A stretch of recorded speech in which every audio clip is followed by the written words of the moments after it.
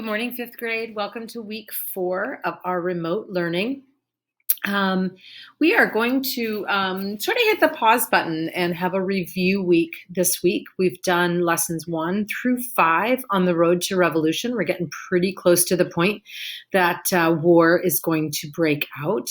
But before we move on to a couple of last big events like the Boston Massacre and the Boston Tea Party, I want to pause and just review what we've learned so far. So if we turn our attention to my screen, I'm going to walk you through what you need to do to complete your learning for this week. So this is a short week. We only have school Monday, Tuesday, and Wednesday. Even though we're working remotely, we are honoring our school calendar. We also don't have school next Monday. So do know that your week work for next week won't be posted until Tuesday the 14th. So just keep that in mind, okay? So the road to revolution is where we're at, April 6th grade. So no new material this week, well, maybe just a tiny bit. There's a teeny bit in the work I'm going to have you do. It's Easter week and you've completed 5 lessons in the road to revolution. You are truly all amazing. You guys have jumped in the deep end of doing this remote learning and you're doing fantastic. Thank you so much. So if you're watching this video, you're here and explaining what we're going to do this week. So I'm not actually going to do a checklist this week. I didn't last week when the 6th graders did similar work on IXL, and they said that they were fine without the checklist for the IXL work, okay? So here's what you're going to do. Here is your checklist. Essentially, watch my video. You're here. You're doing it. Check Google Classroom every day. I won't make any new work updates, but there might be questions and so on, okay? Then you're going to log into IXL, the same login you would use for all of your other subjects, nothing new there. And you're going to complete these sections in IXL with these noted success goals. So, for example, for section G1, stage 1, I'd like you to have the goal of getting 6 out of 8 questions correct. And you can redo the section until you meet that goal, okay? There's nothing for you to turn in on Google Classroom, but remember that you can use the Mark as Done option in order to remove this from your to-do list once you are finished. I will see your results on IXL, okay? So let's go to IXL. I'm going to switch tabs here. You're going to sign in just like you normally do. Remember to look for the St. Margaret Mary's School login. And you're going to log in as you guys normally would do. Okay, this is me logging into mine. And if you're not in the St. Margaret Mary's School, you're not getting to the right place. So do make sure you're in the St. Margaret Mary's School, okay? All right, it's the learning place that I think is the logical place to go first. And you probably all know this. You've used IXL for math very regularly. But where we're going to go that's a little bit different is you can see your different skill sets here across the top, and it's social studies that I want you to click on next. Then you're going to scroll down in the different social studies grade level work, and we're going to go to 5th grade. The area I want you to go to is not listed in these little quick links, so do click on See All 109 Skills. As you can see, I'm going to go back to Google Classroom. In your to-do list, section G1, okay? So I'm going to come back to IXL. Here's section G1, okay? And then there's 2 stages within that. And then I also want you to do G2, and there's 2 stages within there. So G1, this one, G2. Okay, so again, we haven't done the Boston Tea Party, so you don't need to do 3. Let me just do a quick couple questions with you so that you can see how this might be similar to or maybe a little bit different from how you do it in math, okay? Let me move myself, get me out of the way.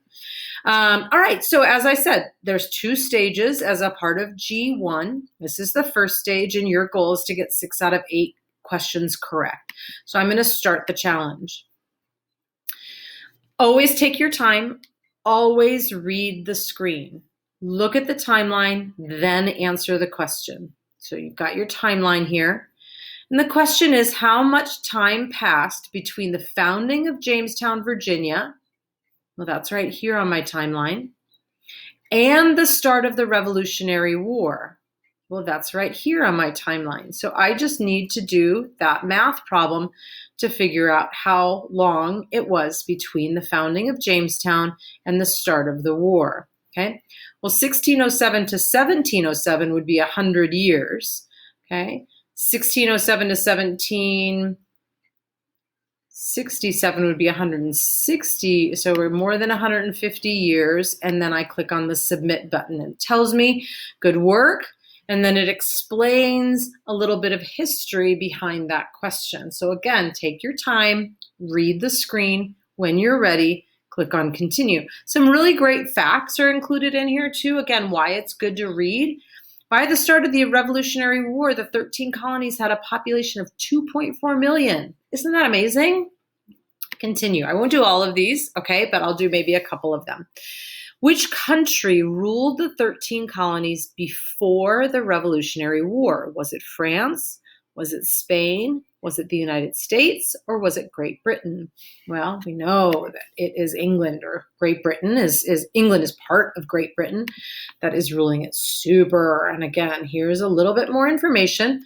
Not a lot. Take your time, read the screen. And you can see I've already got 2 out of my goal here. All right. This is how you can follow along with your work. When you complete stage 1, it'll automatically move you on to stage 2. If you're not ready to do stage 2 right then, you're maybe spreading out your work a little bit. You're welcome just to leave the program when you log back in. It should take you to that point, okay? A couple other tips I wanted to mention to you. They do have a couple questions that are tick all that apply, so make sure that you read the directions carefully. They're not looking for one answer.